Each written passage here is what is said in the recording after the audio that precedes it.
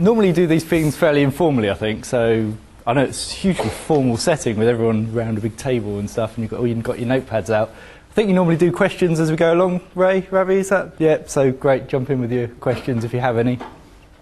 So I suppose it'd be interesting to know who's actually heard of the ADO.NET Entity Framework? Oh, good. Excellent.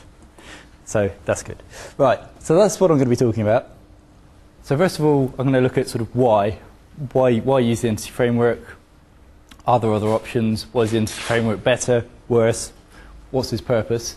Then perhaps some more formal stuff on the architecture. I might skim that if we're more developer focused. Then sort of dive in and show you some tools that come with Visual Studio, how to do some very basic modeling. Something I'm particularly interested in is in modeling inheritance in database, and then how you use the objects in code. And then there's some other considerations to do with using the Entity Framework, such as performance. Okay, so what's the problem? Why bother with an Entity Framework? This is all about data access. So we've got various other ways of accessing data. So we can write SQL, CRUD SQL, create read, update, and delete statements. We can write store procedures using ADO.NET. We can use link to SQL. Do we not have enough? Well, the answer is, well, we could always have another one, but there are some valid reasons. And one of those is something called impedance mismatch. Now, I'm going to come back to that later because that's quite a big topic, and I'm going to talk a little bit about that. The other thing I want to look at is methods of accessing data. So here I'm showing there's basically two ways as far as I'm talking about, ADO.NET and link. But when you use these methods, they're very much in one layer. So you've got a single data access layer where you write your SQL, you write your store procedures, or you write your link, and you can translate this into some objects, or link will give you some objects that are generated, but it's very, very tightly coupled, so it's effectively one layer. The other problem is if you use ADO.NET, you have to write each of your CRUD statements individually. So you have to write a read statement, you have to write a create statement, you have to write an update statement, and a delete statement. And you do that for every table. And then when you want to get data from multiple tables, then you have to write another one, and another one, and another one.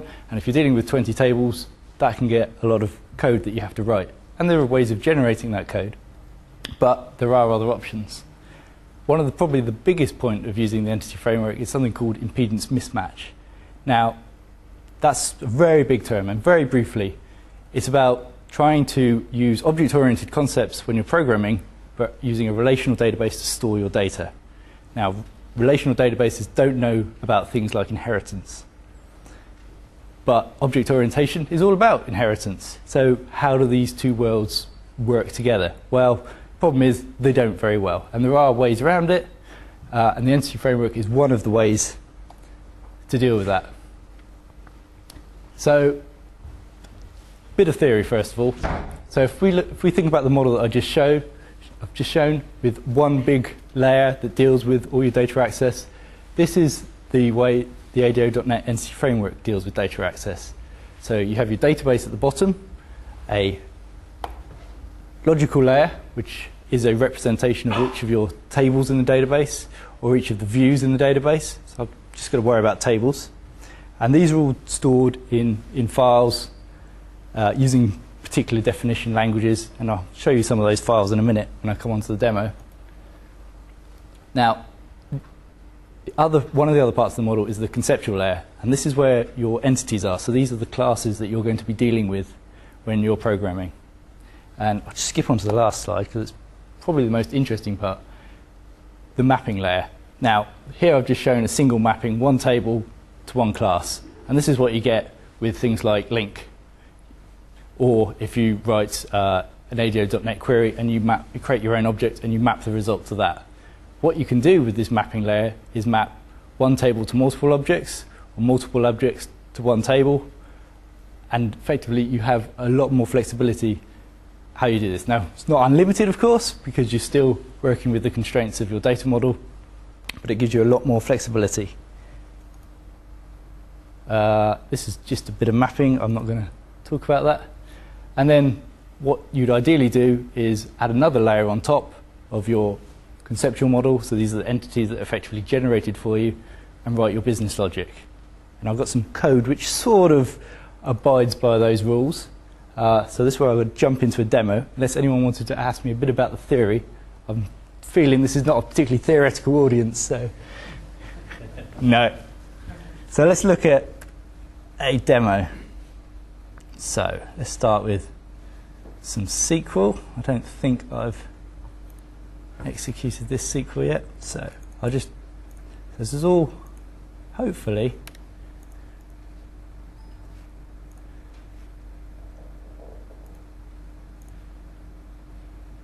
going to work.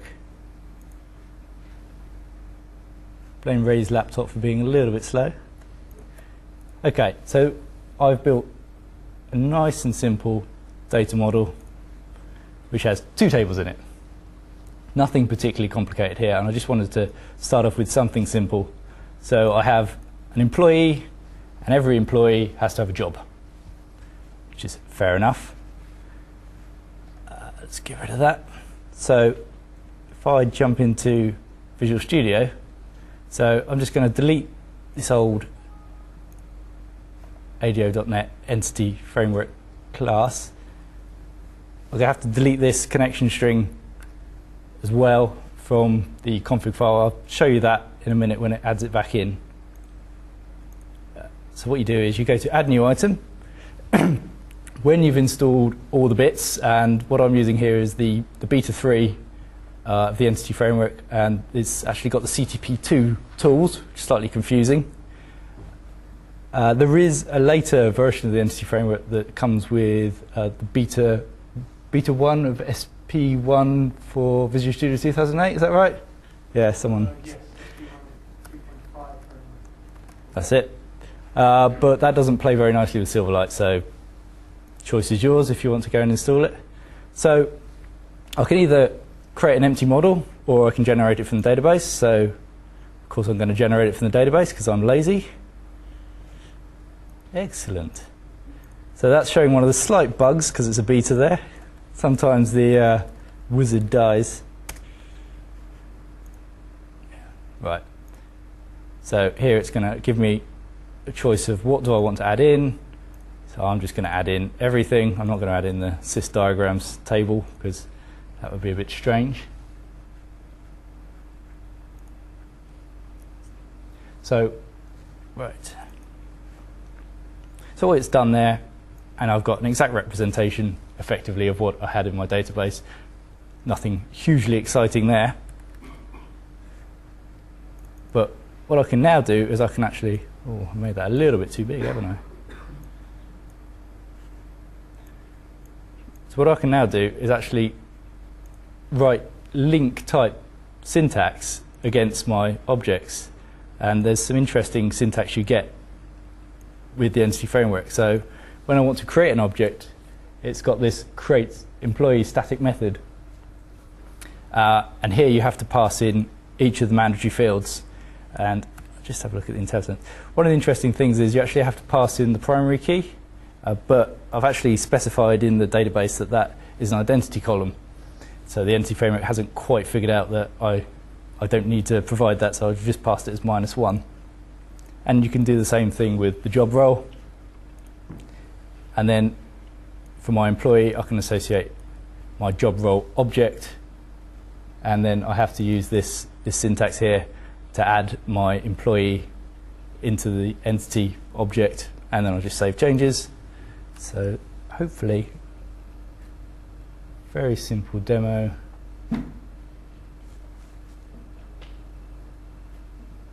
Showing that I can successfully save an object and then read it back from the database. So that's relatively simple stuff. Now, going, well, one step further, what I can now do is add in something that's slightly more complicated. So I'm going to add in some hierarchical data. So each of my employees has a manager. So this opportunity to go and see some of the other bits of the Entity Framework tools.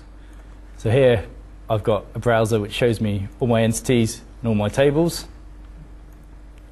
What I can do is just update the model. I'm not going to dig into that. and it will automatically dig in, hopefully.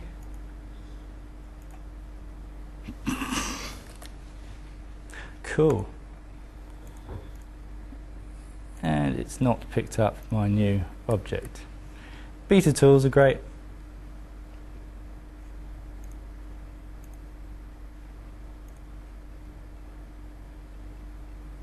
Okay, let's try that again.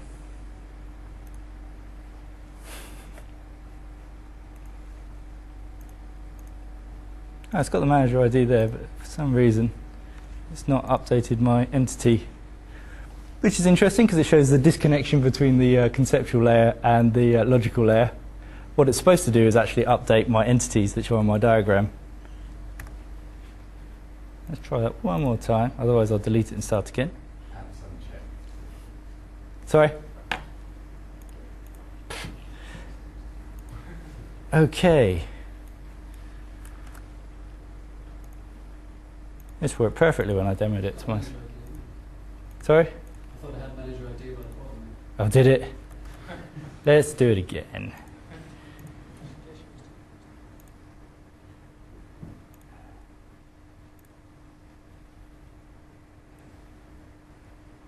Yeah.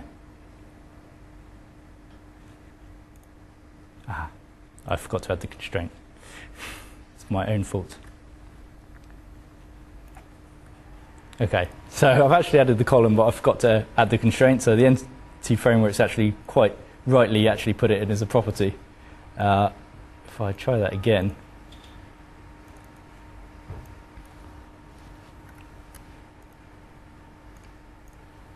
Right. Now, you don't always have to delete your model and start again, although we have found that when we've used it, that's actually one of the things that's happened a few times. Hopefully they're going to fix these little bugs in the tools when they're actually released. And I haven't seen. So excellent. Now, yes, I know. Excellent. So now I've got my relationship here. It's rather annoyingly named the relationships employee 1 and employee 2. So I'm just going to change those, which is what I can do. So one is a report, one is the manager. So it's got the relationship both ways. And if I save that, I should have something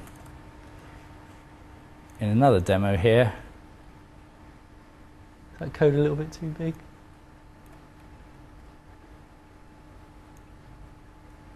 Cool. So, just so I can run this multiple times, I'm checking to see if a particular employee exists with some link to entities. Creating a new employee called Joe, who's a grunt, and creating a new employee called Bob, who's his manager, and then I'm assigning Joe's manager to be Bob, and just adding one of those objects into my entities collection and then saving the lot, and then I'm just reading that back from the database. And so it's a very nice way of interacting with objects that have got hierarchical data, a lot simpler than you'd get with ADO.NET.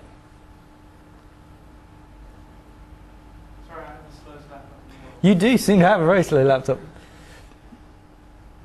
And I'll come on to performance in a bit. But what I've actually intended to do there, and this is a purposeful mistake for a change, is I was actually intending to read out both of the employees. So what you can see here, as I'm creating a list of employees to return, both the grunt and his boss.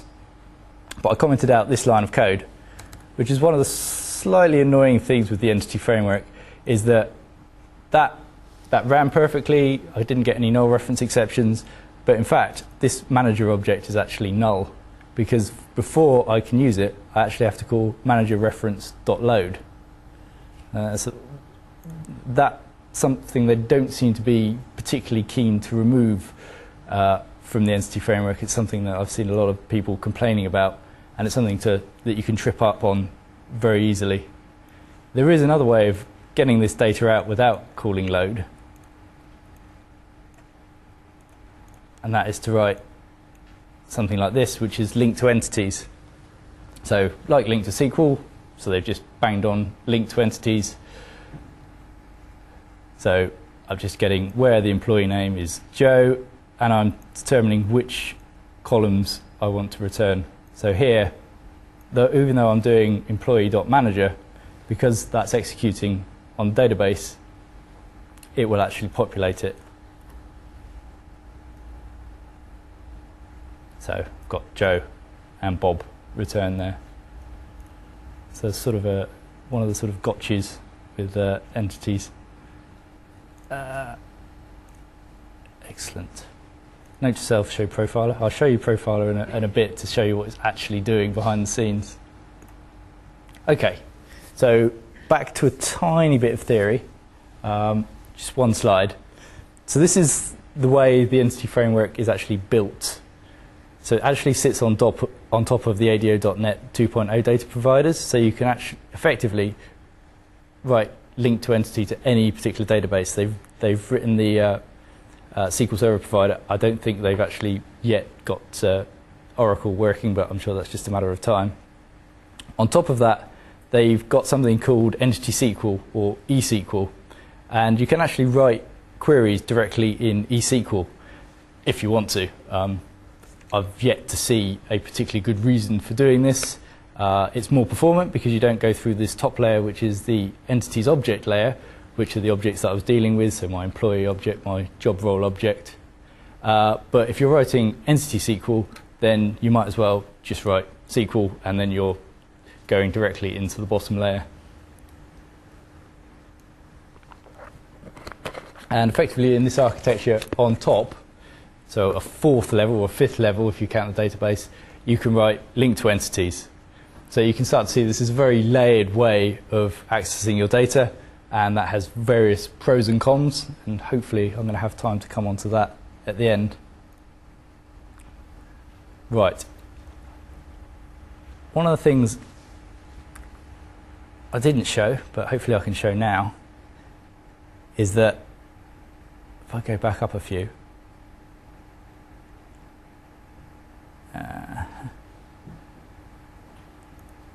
let's just look at the bottom one. So this is the SQL that was being executed for that last query that I wrote. So my self join from employee.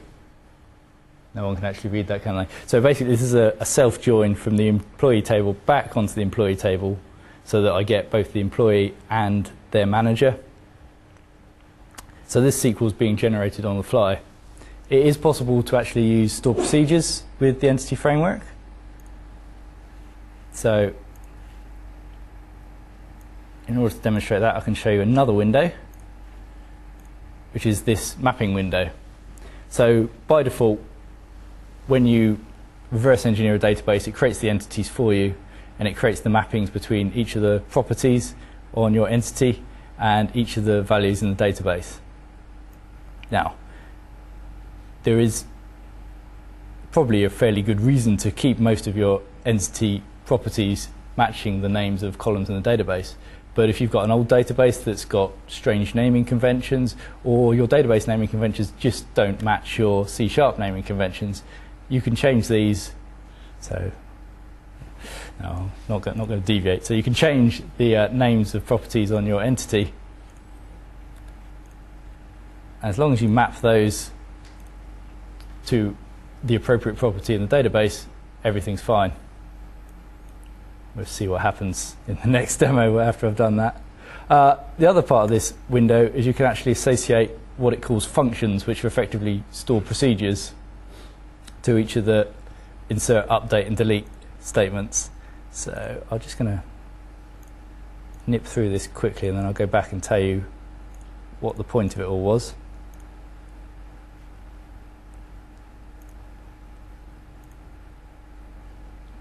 I'm just going to change that back to just in case anything stops working. It should work, in theory. Okay, so first thing you have to do, if you want to assign stored procedures to each of your insert, update, and delete statements, you have to do it to all of them. You can't just do a stored procedure for delete or just for insert. You have to do all three. And there's probably some fairly good reasons for that. What you can also do, if I show you my stored procedure for insert, you have to write them in a particular way in order for the entity framework to like them. So first of all, you've got to pass in all the values apart from I've got a generated primary key and also a generated timestamp. So you have to pass in all the values. And what you also have to do is use a select syntax to return each of the generated pieces of data. So here I've got a job role ID that's being generated, a timestamp column which is being generated for me when I do the insert, and you have to use this select type syntax to return the data. And then in a slightly ugly way, what I can do is effectively arbitrarily, as it were, type in the name of a column that I know is going to be returned and map that to a column on my entity.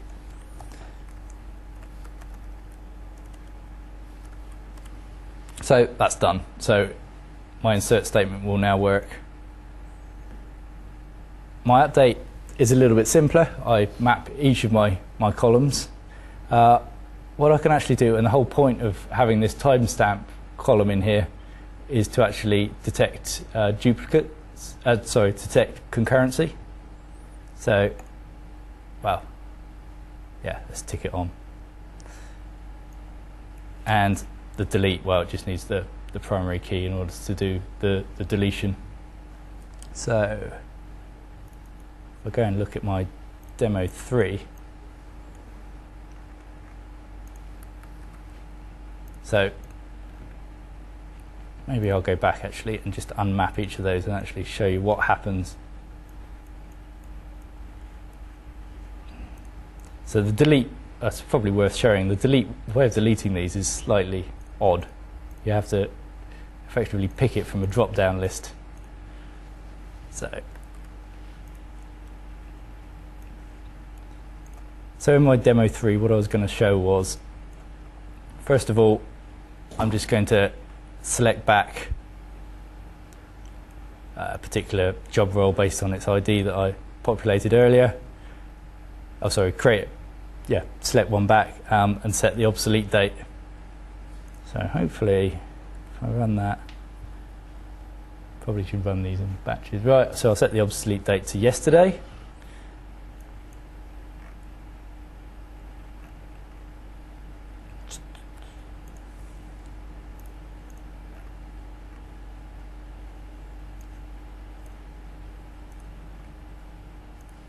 So what this code is doing now, make it even.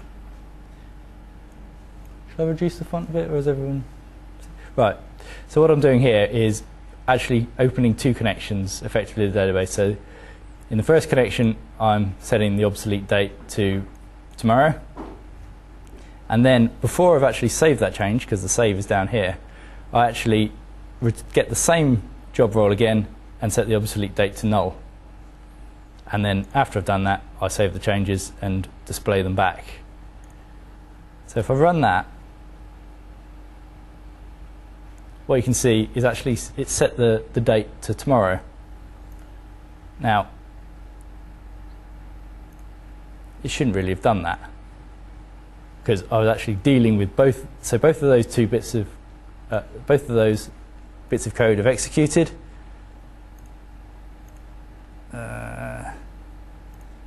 So I did my update to null, and then I did my update to today. So this last one shouldn't have failed, shouldn't have succeeded, should have failed, because I've already changed the object in the database. Its state has changed. I should have some sort of concurrency problems. Unfortunately, out of the box, the entity framework doesn't do that. That's one of the reasons, the other being performance, that you have to go through and map each of your statements to a particular stored procedure. And I'm not going to do the rest. The key thing is you tick this on the timestamp, so use original value. So it will pass in to my stored procedure the original value of my timestamp, and now when I run that bit of code, I'm getting an optimistic concurrency exception. So that's another thing to bear in mind when you're using the entity framework. It's fine if you're using a single user environment, or you're not particularly bothered about concurrency, and there are situations where you might not be. If you are, then you need to make sure you map each of the insert, update, and delete statements to appropriate stored procedures. And then you get this optimistic concurrency exception, which you can catch, handle, do whatever's appropriate. Right.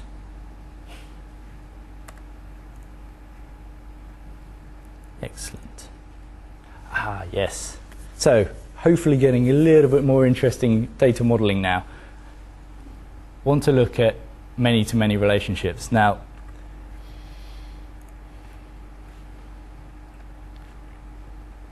these can get a bit tricky when you're writing SQL for yourself. So I'll create my many-to-many relationship. I'll go back in and regenerate my model.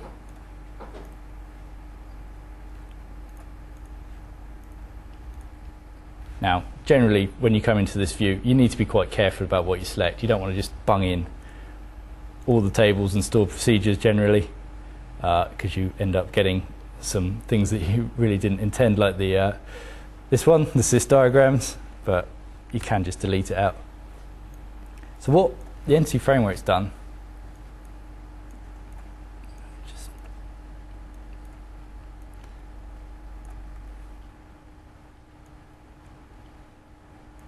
is it's actually understood that I've got this many-to-many relationship between job roles and skills. If I go and look at my database diagram,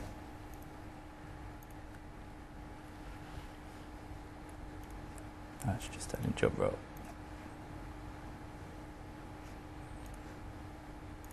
Now I don't know if this is a bug just for me, but I've noticed it doesn't allow you to add the tables in if you build it in the way I'm doing it. So I've modeled this in the way that you probably normally would. So I've got a many-to-many join table. So I've got my job role table, my job role skill table, and my skill. But the entity framework's actually only built me two entities, a job role and a skill. And it's got star star, so many-to-many relationship between those two. Normally, when I'm dealing with this type of relationship, I'd actually have to insert objects myself into that middle join table. And that can get quite complicated. So I have to populate the right-hand side, then the left-hand side, then the middle. So with the entity framework, it's a lot neater than that. So I've just written a private method here which creates me a skill. It's not particularly exciting.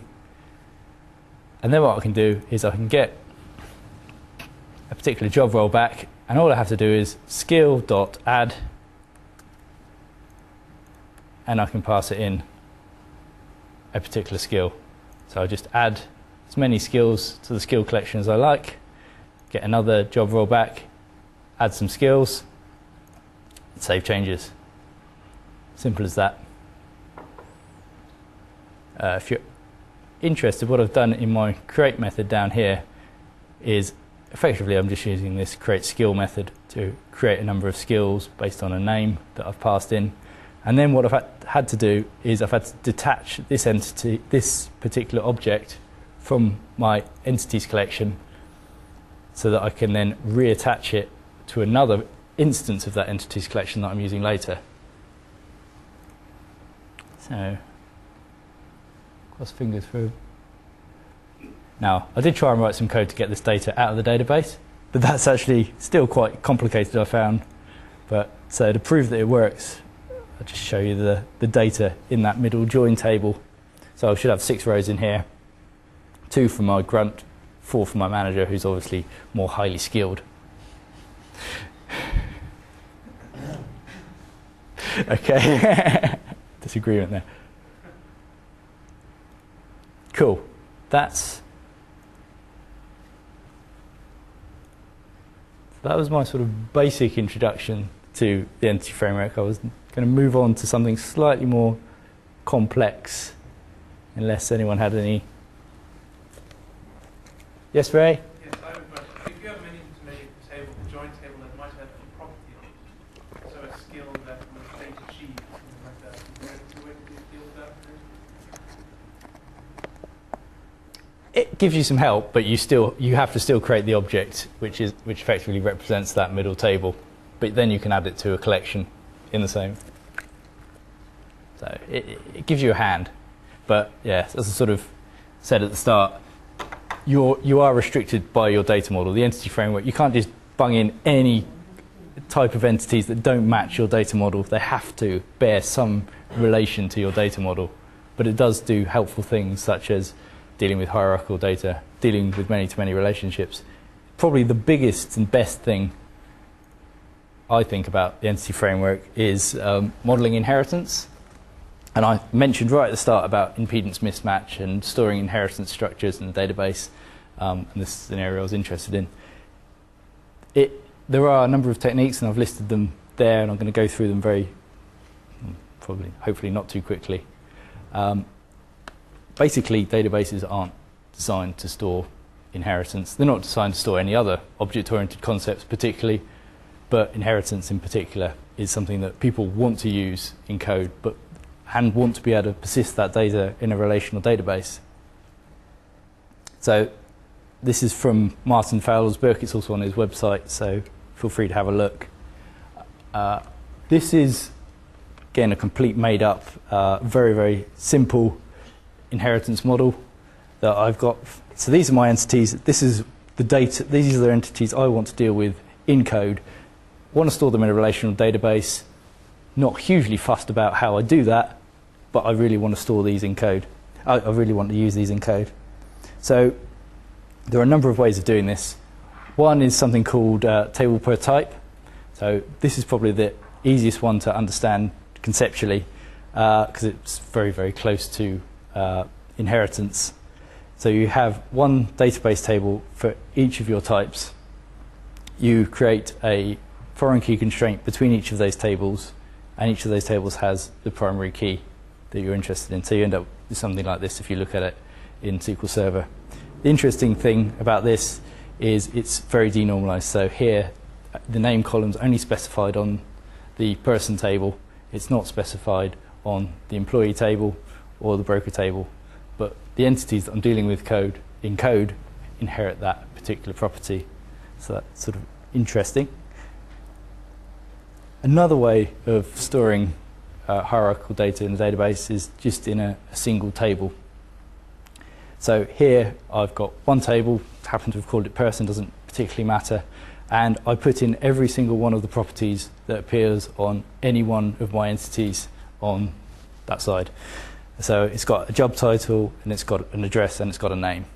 Now, problem here is things like the job title don't apply to an applicant, and the address here doesn't apply to an employee. So these have to be nullable columns. So from a database point of view, this is possibly not as strict, but when you come to get this data out, it can be more efficient. And there's a third way, which I'm not going to show using the entity framework, is to actually use table per concrete type. So here, each one of the properties that's on your entity, so the name, for instance, is duplicated on each one of your tables in the database.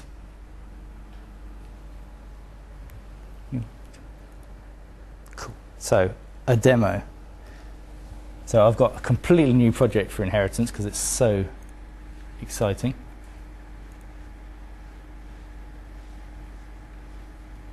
So I've got a completely new database. So here I'm using the table per type. So I've got my 4 tables. So if I run that, cool. So I've got my 4 tables, person, applicant, employee, broker, and so on. I've set up the appropriate constraints and primary keys. think I've cheated and I've already got everything in there. So I should just be able to update this from the database. Let's see what it does.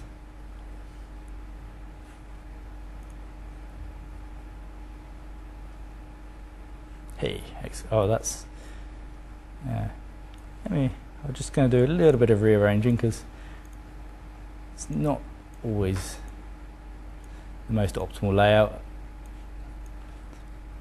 So, first thing you can see, hopefully, is that ADO.NET Entity Framework doesn't understand inheritance out of the box. It doesn't understand that my database that I've developed specifically to store an inheritance structure has that particular purpose.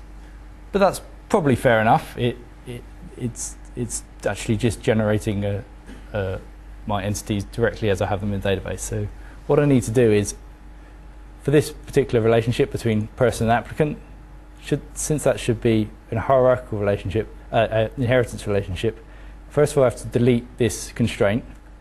Now I'm only deleting that constraint from my entity view, so from my conceptual model. It still exists in my logical model, so that's the bit that actually deals with the representation of my database, and I've not deleted it from my database. I also have to delete the primary key from the subtype, and I can add in inheritance relationship like that. And if I quickly go through, because I've done this a few times, but in reality when you're doing this it probably takes a little bit longer. So I can quickly build up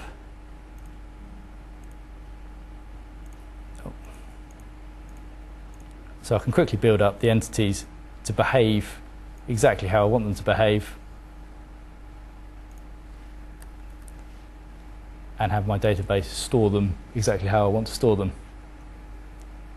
And I don't think I've actually got very much code here that does it's very interesting. So I'm creating, is there a question? No, oh, sorry. So I'm creating a broker this time. This is another way of creating an object. Advantage here is I get to choose which properties I'll populate. Disadvantage is I might end up not populating some that are mandatory. And what I end up doing, what I do is add this broker to the person set. So you add it to the set of its ultimate parent. And excellent. So that builds, well, let's show it running, I guess, and I'll go and look in the database and hopefully see.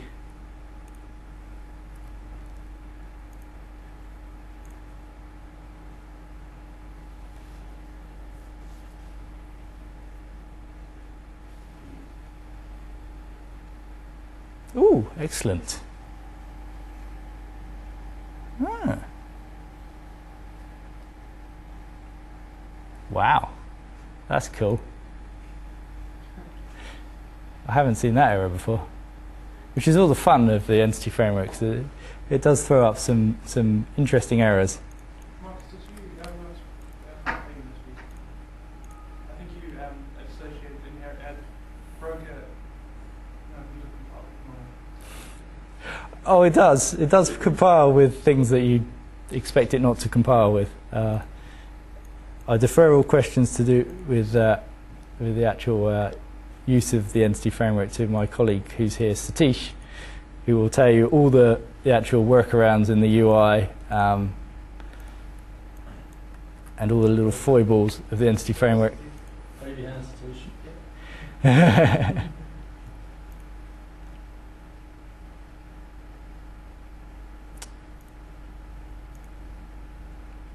I'm going to persist with this one because I want to then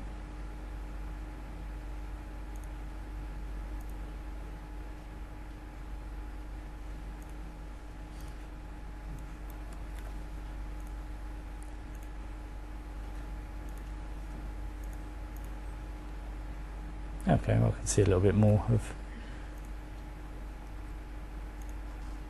So,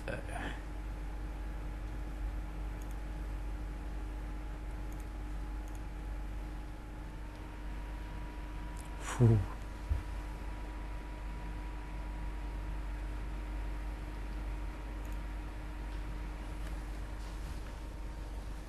Wow. What have you done, Ray?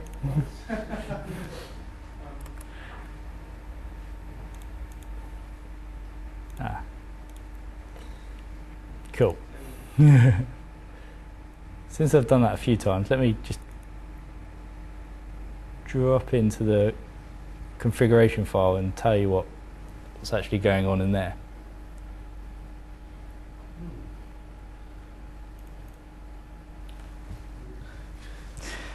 So when it does open, what you'll see in there is that it's specifying my connection string to the database, which is what you'd expect. It's also defining the paths to 3 important files, and I touched on those very briefly when I talked about the theoretical part. So these are files that define the conceptual model, so the bit that defines my entities, let's get them in the right order. My logical model, so the bit that defines what my database looks like, and my mapping layer. So these, though, you have various options. By default, they get put into the bin debug directory. So in fact, it's not going to be very exciting at the moment. Let's look at the logical model. Ah, yes, very good point. Thank you, Ray.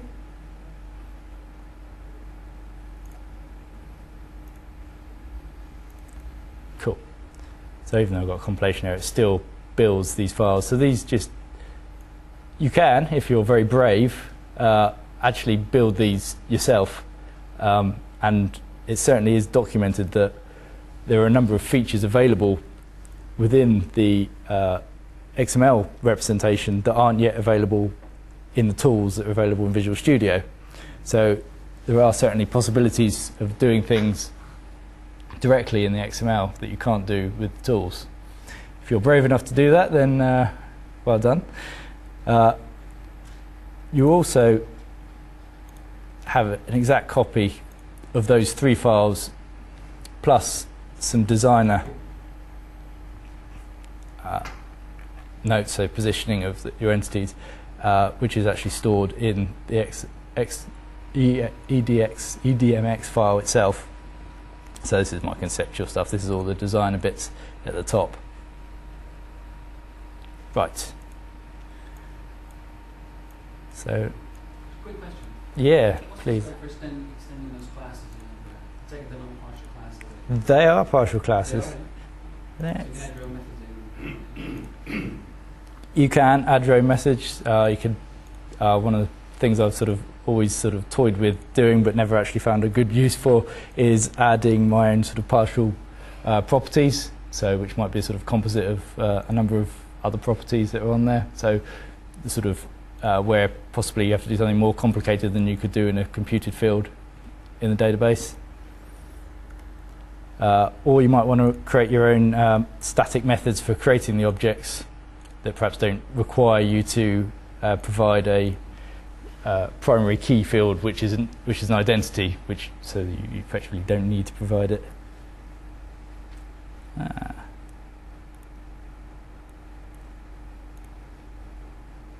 Oh.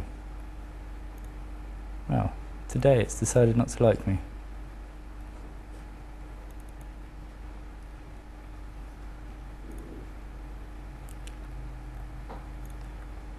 Okay, we'll give up on that one. But it does work in practice. Let's see if this second demo works. So what I can do here is just create my single table representation of a hierarchy, and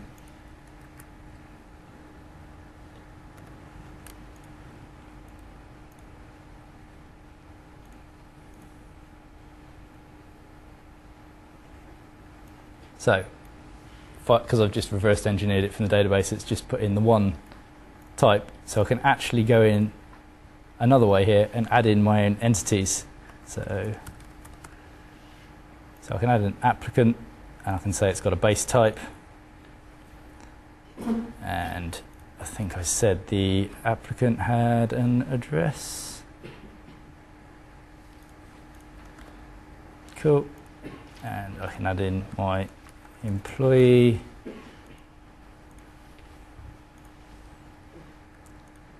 And I think the employee had a job title. And then I had a particular specialization of an employee, which I'd call a broker. Like that. So I have my type column in my database, which allows me to determine which of these particular entities I'm actually storing. So it turns out that I don't need to return that type column on my entity. And I can actually use it as a condition. So I can actually say where type is a string which says person, I'm actually dealing with a person entity. And I can actually then map my applicant entity to the same table, but I specified the type as being applicant. And so on. So I can map this one table to, in this case, 4 different entities. And hopefully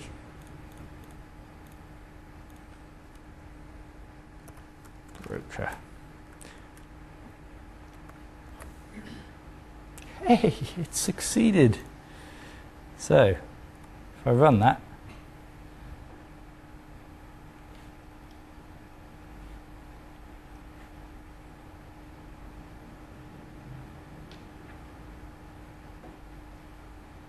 yes, it's very exciting. I've created a broker called John, and then I've used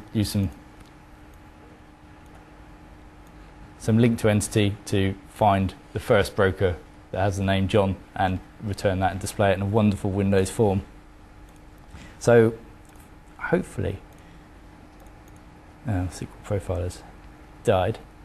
I can actually show you what the entity framework is actually generating SQL-wise for me there. No, I can't. Excellent. So it's doing a straightforward insert, and it's picked up the fact that that type is of a broker when it's done the insert. And when it's done the select, it's actually restricted the type to a broker. And it's done all that for me transparently. So I could, in effect, mix and match those 2 different ways of storing inheritance. So I could store part of my inheritance structure, for instance, my broker and employee as a single table, but store the rest as one table to represent each type. I think this is probably one of the most powerful parts of the entity framework, and the fact that it will, and we've tried some particularly complicated SQL to try and fool it into not working, and it always manages to understand which types you're dealing with and generate the appropriate SQL, although some of it is extremely complicated. I'm 5 minutes. I thought I might not get on to my final slides, so let's see. Right, I'm going to pick 1 or 2 of these just to...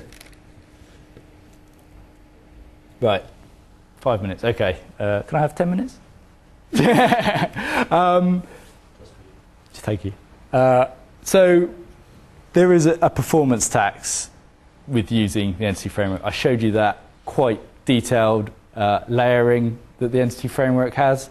So every time you want to execute a piece of SQL, it has to go through each of those layers, back down to the database and back up and regenerate the objects. When you actually look at the performance, and this is from a blog, the ADO.NET blog, what you'll see is first time you run any of your entity SQL, you have a huge performance impact, and most of that is generating what it calls a view. So effectively, this is the representation of of the entities based on the database. So it has to go into the database and it pulls out lots of information about the entities that you're dealing with, so all the types and so on. And it generates each of those things in memory. Once you've done your first run, things are a little bit better. So once you've actually warmed up the cache, as it were, and there are apparently ways to work around that first performance hit.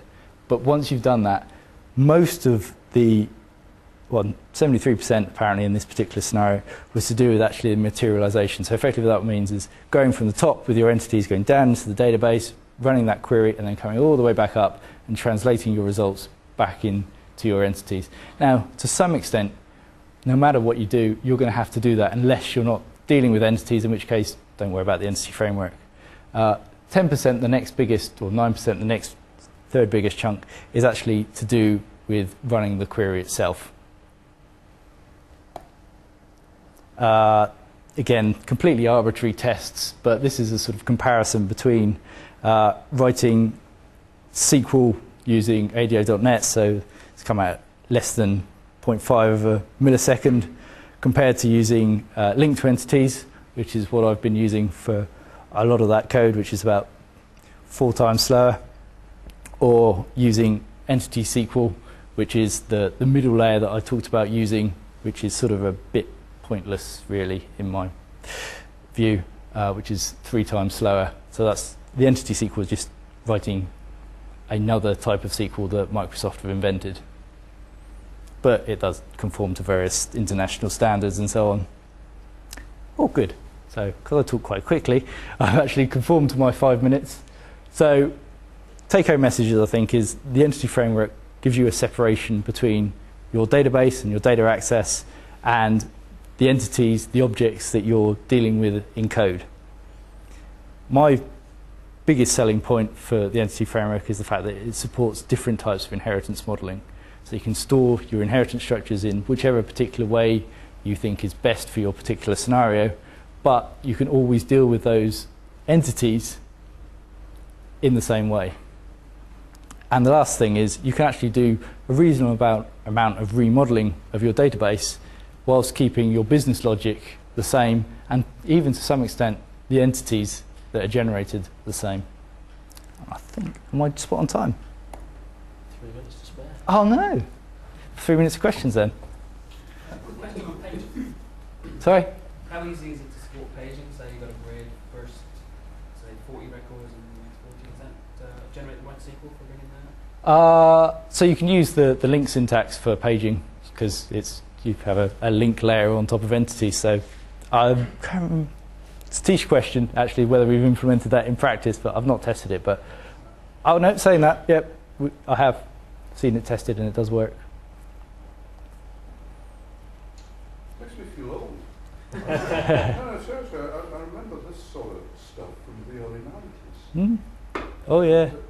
There was a big enthusiasm for object databases at the time. Never really took off because of performance issues. Well, see, this is the best bit, because this isn't an object-oriented database. This is your relational database, so you have all the benefits of using a relational database to store your objects in, so you can store them in whichever way happens to be best for you, or whichever particular database system you've got. Would you agree with the statement that this solves you the problem of data analysis? Because initially the problem of building relational databases was actually analysing the data to see how you're going to model it. Because it's not the natural way to look at things. I don't know if it solves it. I think it gives you another option.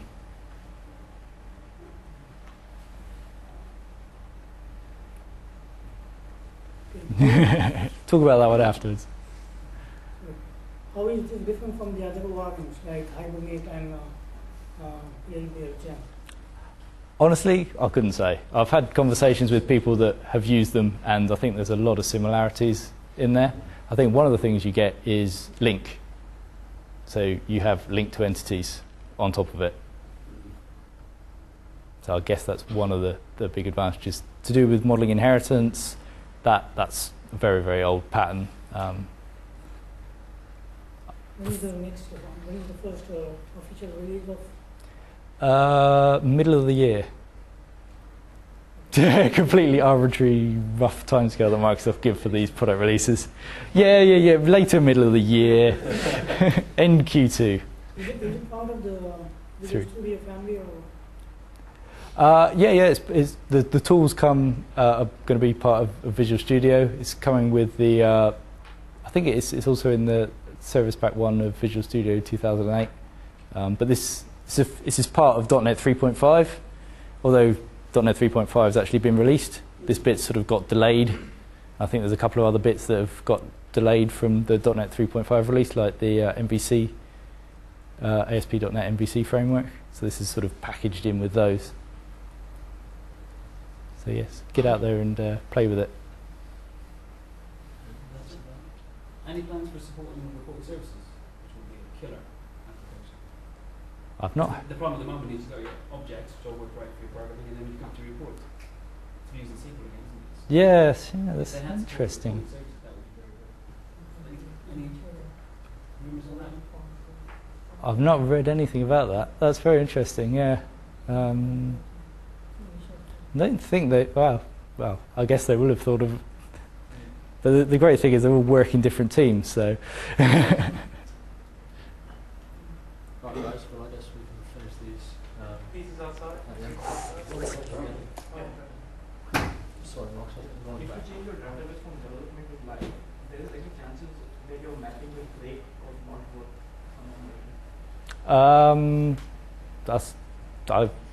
If your database is the same, I think that's probably one of the least likely ways of the mappings breaking with the entity framework, to be honest, from our experience of using it. It gets a little bit upset sometimes if you add columns and take away columns and change ways of modeling inheritance and things like that. But it's annoying, but it's not generally that difficult to regenerate your model from scratch. You saw me do it a couple of times in that demo. I know it's only a 4-table database, but it is doable, and I'm hoping that they fixed a lot of the bugginess of the tools.